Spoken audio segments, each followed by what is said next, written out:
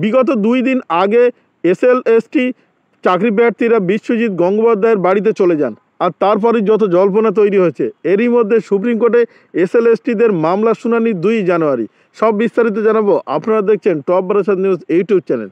কোনো পক্ষের দাবি 1 ফেব্রুয়ারির মধ্যে সমস্যার সমাধান হয়ে যাবে, আবার কোনো পক্ষের দাবি কোনো ডেডলাইনই দেওয়া হয়নি। তারই মাঝে এখন আবার দাবি করা হচ্ছে সুপ্রিম কোর্টেই হবে চূড়ান্ত ফয়সালা। নজরে এসএলএসটিদের চাকরির। গতকাল স্কুলের শিক্ষক শিক্ষিকা পদের চাকরির জন্য আন্দোলনরত এসএলএসটিদের প্রতিনিধিদের সঙ্গে বৈঠক করেন রাজ্যের শিক্ষামন্ত্রী ব্রাত্য বসু। সেই বৈঠকে হাজির ছিলেন কুণাল ঘোষও। এসএলএসটিদের প্রতিনিধি ও কুণালের দাবি মোটামুটি একই রকম। 1 ফেব্রুয়ারির মধ্যে একটা সমাধান সূত্র বার করা যাবে। যদিও ব্রাত্য জানিয়েছেন কোনো ডেডলাইনই দেওয়া হয়নি। এই বিপরীত মতের মাঝেই সামনে চলে আসছে সুপ্রিম কোর্টে এসএলএসটিদের মামলার শুনানি। আগামী 2 জানুয়ারি সেই মামলার শুনানি হতে পারে সুপ্রিম কোর্টের বিচারপতি উজ্জ্বল ভুয়ানের বেঞ্চে। জানা গিয়েছে সুপ্রিম কোর্টে লিস্টিং হয়ে গিয়েছে রাজ্যের শিক্ষক নিয়োগ সংক্রান্ত সুপার নিউমেরারি মামলার। শীর্ষ আদালতের বিচারপতি উজ্জ্বল ভুয়ানের বেঞ্চে হবে এই নিউমেরারি মামলার শুনানি। আগামী 2 জানুয়ারি শুনানি হওয়ার সম্ভাবনা রয়েছে। সুপ্রিম কোর্টে এই মামলার উপরই নির্ভর করছে এসএলএসটিদের চাকরির ভবিষ্যৎ। শীর্ষ আদালতে মামলার শুনানির রাজ্যের তরফে কী যুক্তি দেখানো হয় সেই দিকেই তাকিয়ে আইনজীবী মহল।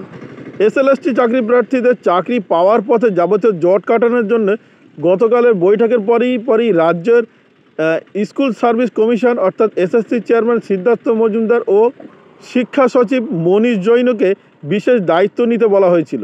চাকরি প্রার্থীরা চাইছেন যাতে ফেব্রুয়ারির মধ্যে গোটা বিষয়টি নিষ্পত্তি হয়।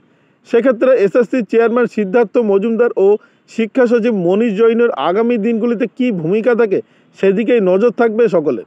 সূত্রের খবর, ফেব্রুয়ারির আগেই যাতে আইনি জট কেটে যায় তা নিশ্চিত করতে চাইছে রাজ্য সরকার। শিক্ষা সচিব ও এসএসসি চেয়ারম্যানকে প্রয়োজনে সব রকম আইনি সাহায্যের আশ্বাস দেওয়া হয়েছে বলেই বিভিন্ন সূত্রে জানা যাচ্ছে। প্রসঙ্গত উল্লেখ করা যায়, এসএলএসটি নিয়োগের জট কাটাতে সরকার পক্ষ সুপার নিউমেরারি পদের তৈরি করেছিল প্রথমে। সেই মতো রাজ্যের ক্যাবিনেট অনুমোদন ক্রমে সুপার নিউমেরারি পদও তৈরি করা হয়েছিল।